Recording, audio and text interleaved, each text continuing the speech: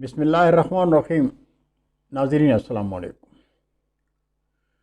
YouTube ادب channel قلم قافلہ پاکستان میں ہوں گل بخشالوی۔ محاوروں کا پوسٹ مارٹم۔ یہ تحریر ڈاکٹر ارشاد احمد خان مہاراشٹر بھارت سے واٹس ایپ میں قلم قافلہ کو پوسٹ کی گئی ہے۔ عنوان ہے آنکھیں۔ ڈاکٹر ارشاد احمد خان کی اس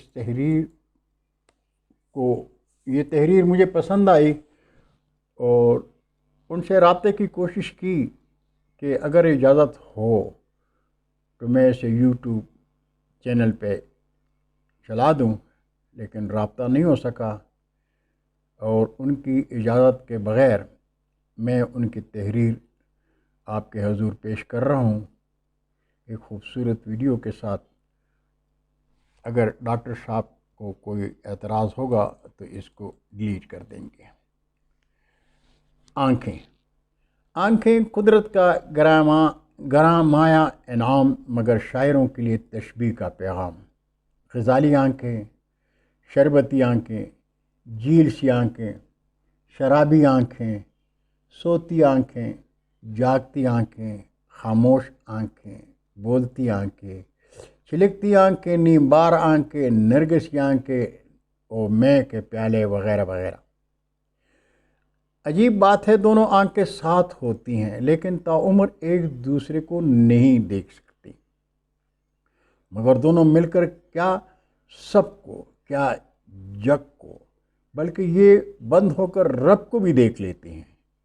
کمال ہے صاحب، آنکھ آتی بھی ہے، آنکھ جاتی بھی ہے، آنکھیں چرائی بھی جاتی ہیں اور آنکھیں دکھائی بھی جاتی ہیں۔ ایسا عموماً گھریلو تنازعات میں ہوتا ہے۔ آنکھ بر آتی ہے تو آنکھ خوش بھی ہو جاتی ہے، آنکھ لڑائی بھی جاتی ہے تو آنکھ بچھائی بھی جاتی ہے۔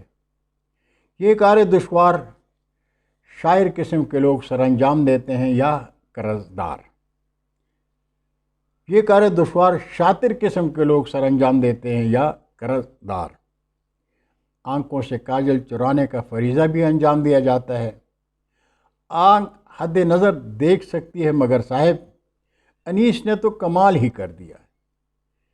گرمی کی شدت کے لیے یہاں تک تو ٹھیک تھا کہ بن جاتا تھا جو گرتا تھا دانا زمین پر، مگر نگاہ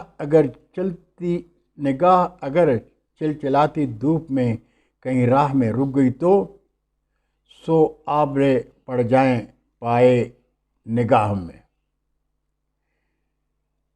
آنکھ اٹھتی بھی ہے تو جھکتی بھی ہے، اور پلکوں کی چلمن کا اس میں کافی یوگدان ہوتا ہے۔ آنکھیں جسے چشم، نین، عین اور پتہ نہیں کیا کیا کہا جاتا ہے، نہ صرف اس میں جھیل کی سی گہرائی ہوتی ہے بلکہ دل تک پہنچنے کا راستہ بھی ہوتا ہے۔ اور یہ اور بات ہے کہ اب تک سائنسدان اس سلسلے میں خاموش تماشائی ہے کہ سائنسدان سنی سنائی پر آنکھ بند کر کے اعتماد نہیں کرتے، کہ سائنس سنی سنائی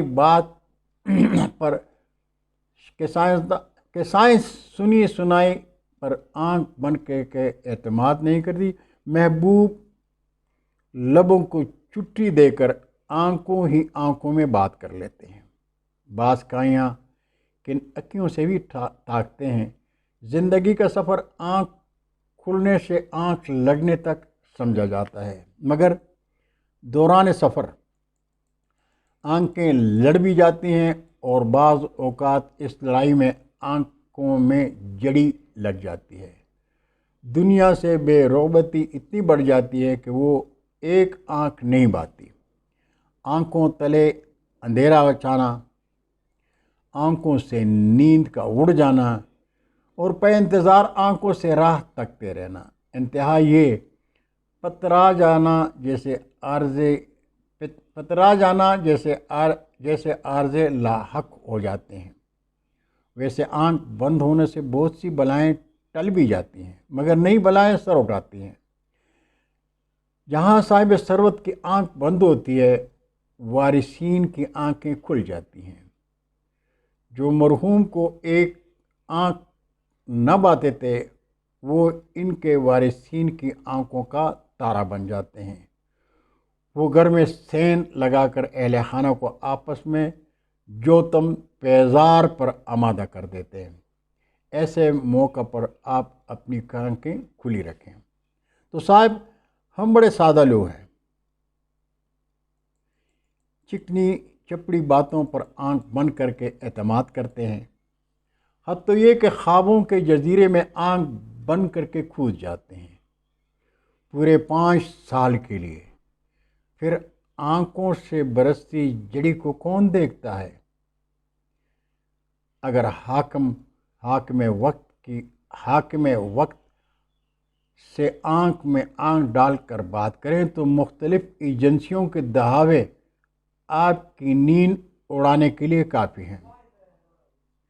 آپ لاکھ دہائی دیں، مگر نکار خانے میں طوطی کی آواز کون سنتا ہے کہ آپ کا ورد انہیں ایک آنکھ نہیں باتا، آپ وردی جو ٹھہرے۔